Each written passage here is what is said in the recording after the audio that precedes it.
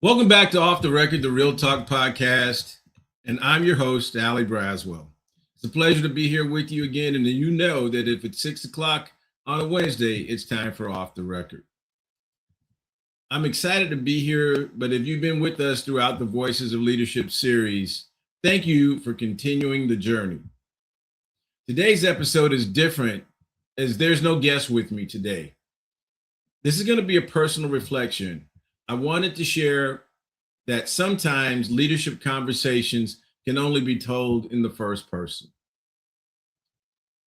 When you think about what we're going through in our current environment, in the narrative, it really takes courage to lead when there is tough things going on in the background.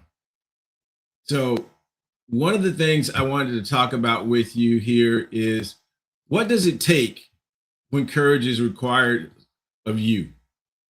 When the right decision isn't the easy one? What does it take to do that? How do we put that together? How do we have that voice of courage? The courage that is most talked about in traits of leadership, but it's also one of the most misunderstood. Courage isn't loud, it isn't reckless, and it isn't about being fearless. Courage is about conviction. What you're willing to stand for, and when it would be easier to just stay silent. When I think about it and really start to try to define it, courage in leadership is when courage shows up in moments that don't make headlines. It shows up when you make the right decision instead of the popular one. When you protect your people instead of positions. It's so important that when you take that responsibility on, we do the right thing. John C. Maxwell loves to say that right decisions for the right reasons. Because sometimes it takes that leader to have that ability to have that foresight of what's coming in making that decision and then making sure that you put your people first. I'm very strongly a proponent of people first cultures and leaders that lead on the high road, as John would say. When you take responsibility instead of assigning blame, it's courage that is what you do when you do that. When you're able to step out and put yourself first in front of your troops, or whether it be your employees or your coworkers, but you're the leader of that organization, it's really taking a moment to say, I'm going to be held accountable and take the courage to lead, because it's very easy to take the easy road out and not lead, but sometimes in doing that, it takes a lot of strength, a lot of internal strength.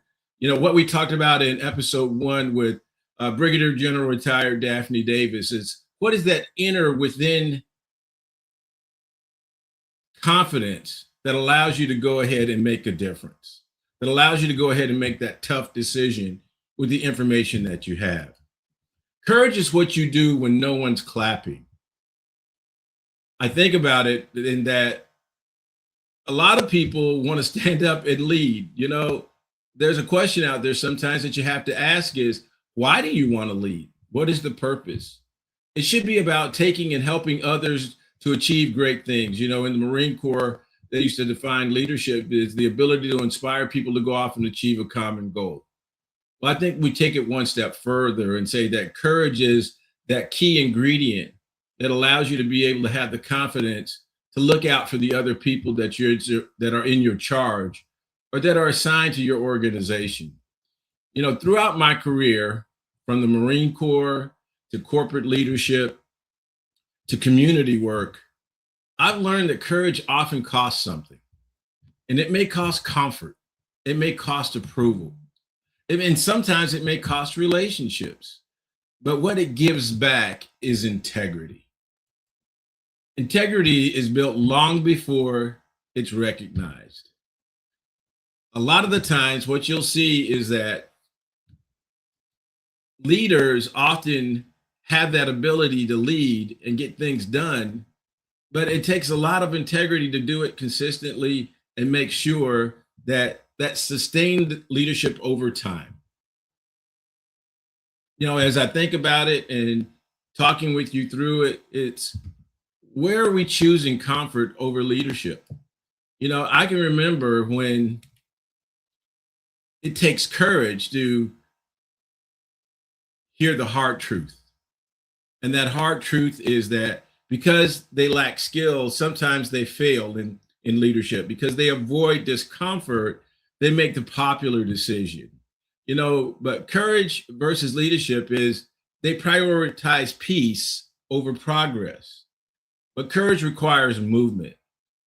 Even when the path isn't clear, we have to sometimes take a step forward and make that decision and say, who's watching how you lead when no one is applauding? I think about it that it comes down to a single decision sometimes, a decision that asks what's right, not what's easy. I think about one of the things I really enjoy in John C. Maxwell's book, a book I'm reading, High Road Leadership. I encourage you to go out and get it. As a Maxwell certified leadership and trainer, I use it a lot, actually putting together a workshop. That's why it's so prevalent in my mind, is that it's very easy to say I'm the leader. It's another thing to lead when you got people counting on you to make the right decision. And sometimes, as long as that decision is the right thing to do, it not always is easy. It's not the easy path forward. It takes a little bit of, like I said, courage, intestinal fortitude to make that right decision and decide to lead in the right direction, when it would be easier just to fall back and say, well, we'll do what's popular. I can recall making decisions in corporate where one time at the Urban League, we had to end up cutting salaries. We had to take a 5% pay cut across the board. And that was a very tough decision because I knew I was affecting households. I knew I was affecting income. But we needed to make that tough decision so we could right the ship and begin to move forward. And we moved forward. And guess what? The great thing about it is we made the right decision early enough that later on we were able to restore and even give raises, restore that 5% cut, and then bring it back to making them whole. And then later on within that next year, be able to give them raises because we were able to sustain our organization. It was a tough decision, folks. It wasn't the popular decision. Boy, did I hear, I didn't care. I wasn't putting people first. I only was looking out for myself. But when I took time to explain why I made the decision and set the standard for where we were going and help them understand along the way and to be vulnerable enough to say, how it impacted me. People will follow you if they believe that you have some skin in the game. And I think that's where it takes that courage, is to be vulnerable enough to allow them to see the real person. It's stepping into your humanness.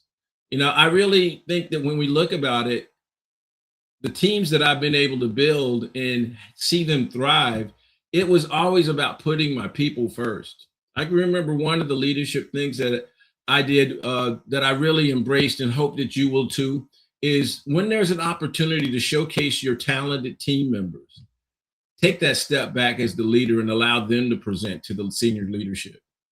Take that opportunity that if they have an idea that needs to be taken up, let them be the carrier to take it up.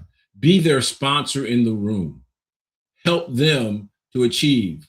I truly believe that when we help others achieve, we'll get there too. It's about putting other people first and that people first culture attitude that allows us to do it. And in order to be able to do that, that's what takes courage. For those watching me lead, I hope that I give the examples that they feel can see the character of the person that I am. A lot of times people are one thing in front of the camera and they're another thing behind the scenes. I think it takes courage to maintain that consistency of being who you are when you're on stage, as well as who you are when you're off and you're interacting with your people. We've heard many a story about the persona that you see versus the person that they are. And I hope you'll be the type of truly inspirational leader that'll model the right behaviors, model the vulnerability, model the character strengths that will help to take your people to the next level. And that's really what this whole Voice of Leadership series is all about. From the time that we spent with Daphne Davis talking about the voice from within, to where we transitioned to General Edmondson, and he was talking truly about how to move an organization forward, to the servant leader in Reginald B. McGill, who talked about the voice of service, to when we had General Gary Brito come in and really talk about the spirit of innovation, the leadership, innovation, and transformation. When you're taking organizations from point A to point Z, and the spirit of leadership that it takes in order to get people moving and motivated to go off and accomplish the mission. You know, I was so glad to have on most recently as well, around the spirit of collaboration, Judith Smelzer of Central Florida Public Media, and have her share their story about how they brought people in the same room that were often seen as their competition in the media space. And that modeling vulnerability, she talked about that it was uncomfortable at first, but it was the right decision. She had the courage to make the right decision. And I think you'll see in our next episode, which will be the final episode in this season on the Voice of Leadership, when General Gwen Bingham talks about legacy and leading with the end in mind, leading with making a difference, that you're empowering people to grow into the future leaders that when you transition, you know the organization's in a great place. I think when you reveal the character behind that person leading, and they take ownership and have the accountability, it means owning the outcome. And sometimes when it goes wrong, you have to step up and say, you know what, team, we didn't make it, and I'll take the bad on that one. I tell you, when that has happened to me and we missed the mark in some of the leadership roles that I've had on a goal or an objective, by my taking the accountability, I found my team wrapped themselves around me and said, we won't fail again the next time out. We'll come together and we'll get it done. And we come up with innovative ideas. And I think that's built by also showcasing them and not me coming in and explaining it away.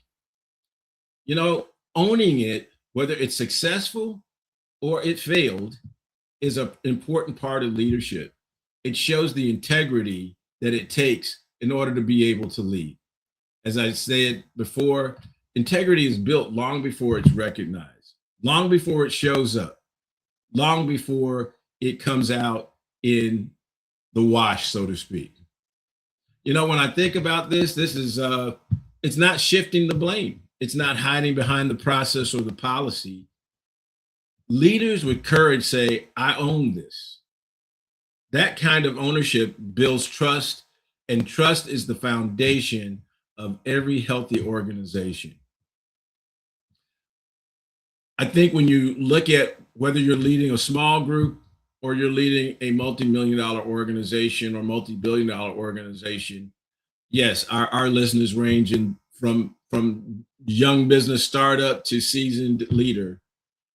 I think it takes that type of courage, and that's what it takes to take us to the next level, to make that difference.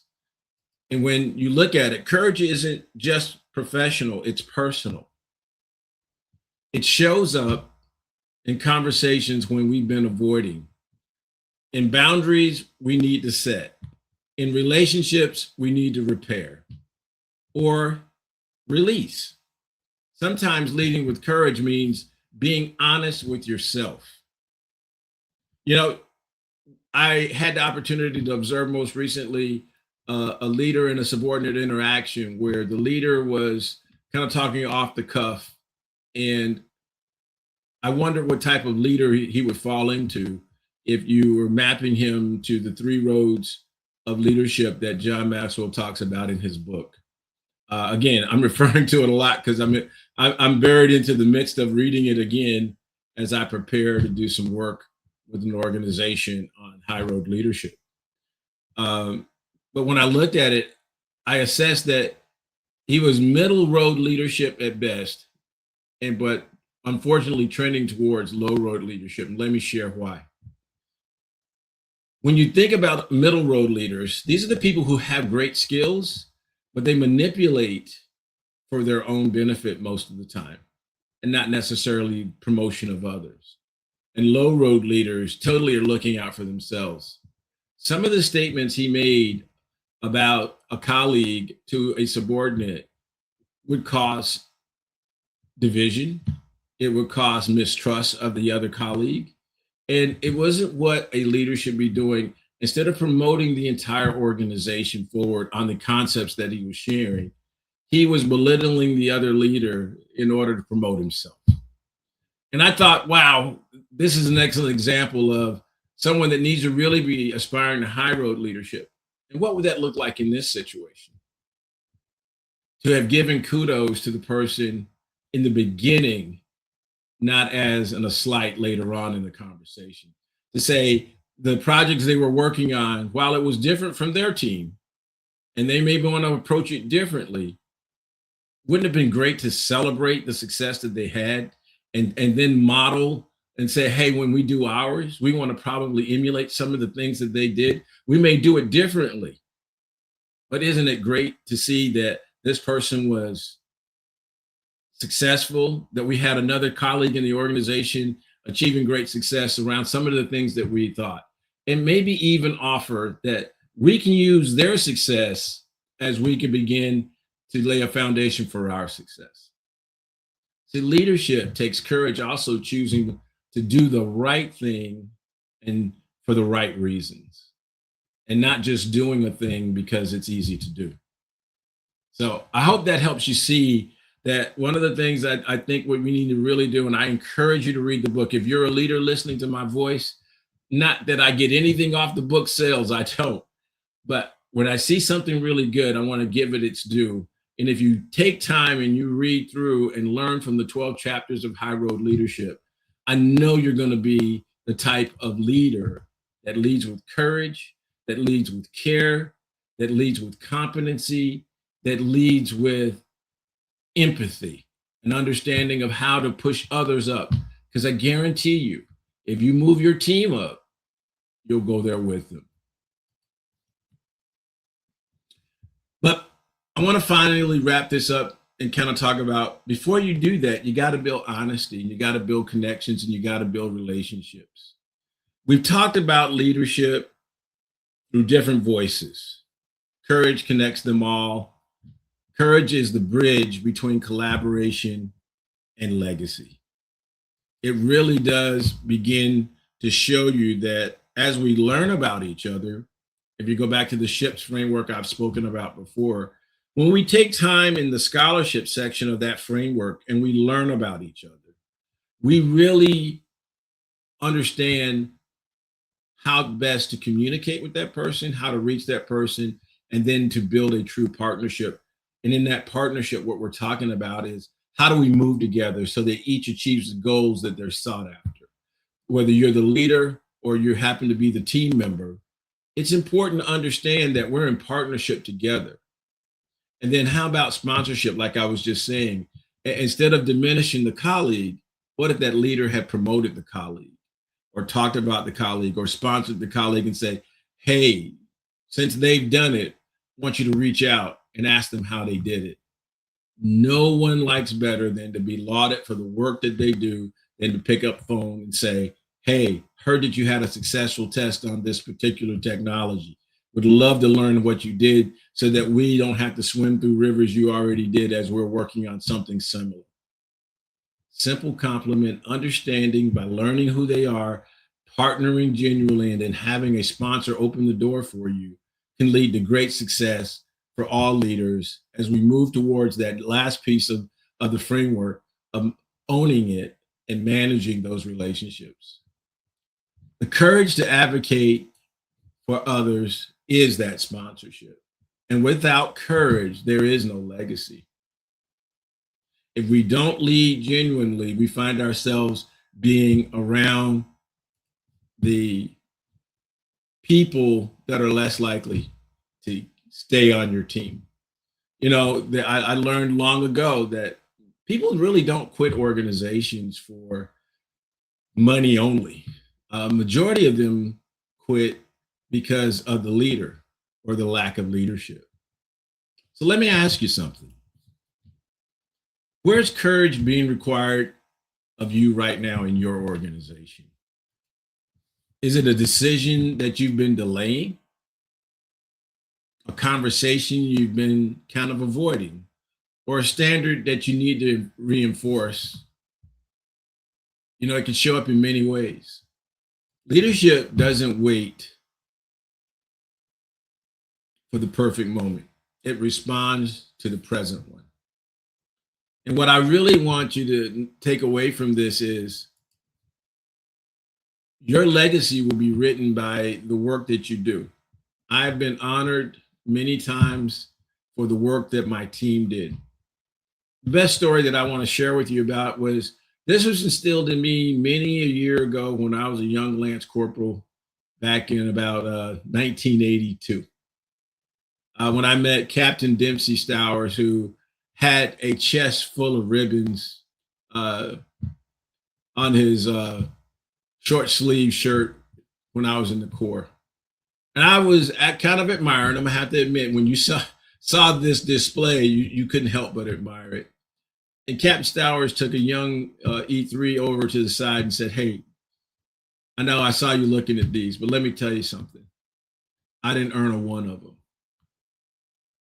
Now, you had to imagine that caught me off guard because I figured I'm new to the Marine Corps and everybody earns the ribbons and things that they wear.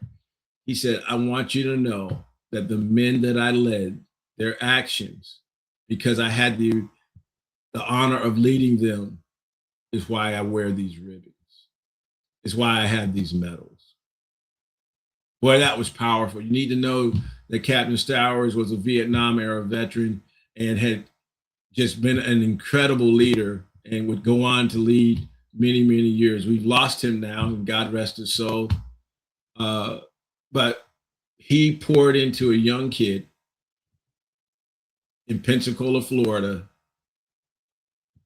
the desire to be that type of leader. He also shared with me, Allie, if it ain't broke, don't fix it. When you get out in the fleet and you begin to lead other Marines, take the time to assess what's going on before you start changing things. Lead with integrity.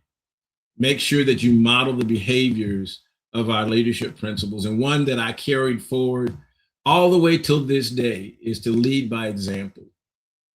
And then the way that you make sure you check that is to know yourself and seek improvement. By investing in leadership courses and in leadership training, I hope I've honed my skills and I've got to see some of the rewards. But folks, I will tell you that leadership is about learning. And you got to have the courage to continue to learn, continue to be the best that you can be. Another master sergeant told me that be careful calling yourself a subject matter expert. That means you're old and dated. Coming again from another seasoned Vietnam era vet, as you can see, the gray hair is real, folks. I'm in my 60s now, but I'm here to tell you the lessons that I've learned over this career, from Marine to corporate leader, whether it was at Disney, Mayo Clinic, or other organizations. I've had the pleasure of bringing along that book of knowledge that has helped me to be the leader that I aspire to be. And I'm constantly working to pour into it. The truth is, the legacy isn't built at the end of leadership. It's built in moments like these. The Dempsey Stowers, the Master Sergeant conversations in critical places. It's caring about people and being shown that people care about you, and having the courage to push others up to achieve the ultimate goals of the organization or the assignment. Moments where courage show up quietly and consistently and without applause. As I bring this to a close, I want to say, invest in yourself. Develop the courage, the integrity, the business acumen, the ability to lead by taking courses, reading books, polishing your skill set. And most importantly, folks, the 3 L's that you'll hear me talk about, learn how to really listen and apply the 3 A's, having the right attitude, coming in with an open mind and listening to the conversation, adjusting along the way, and then making sure that you give your full attention to the person who's speaking at the time and listen to hear, not to respond. When we do that, we can learn from the conversation, the second L. When you learn from that conversation, then you can take action. As I told you before, leadership is action, it's movement. It's not stagnation.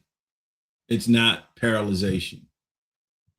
When you learn from the conversations that you have with your subordinates as well as your leaders, you then can be a part of the solution by leaning in and making a difference.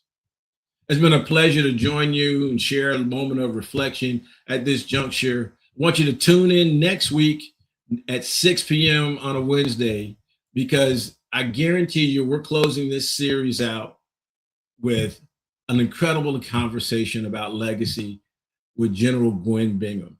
And what remains is that we choose to lead with courage.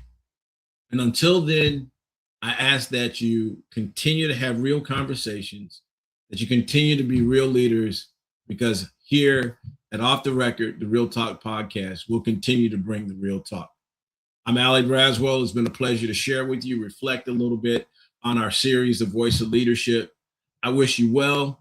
I wish you have a great evening, or whenever you listen to this on your favorite podcast, please go out to all of the podcast platforms, download, subscribe, share, tell others about us. And I look forward to seeing you next week when we celebrate and shout out Lieutenant General Gwen Bingham, retired, as we close this series on the Voice of Legacy. Have a good evening.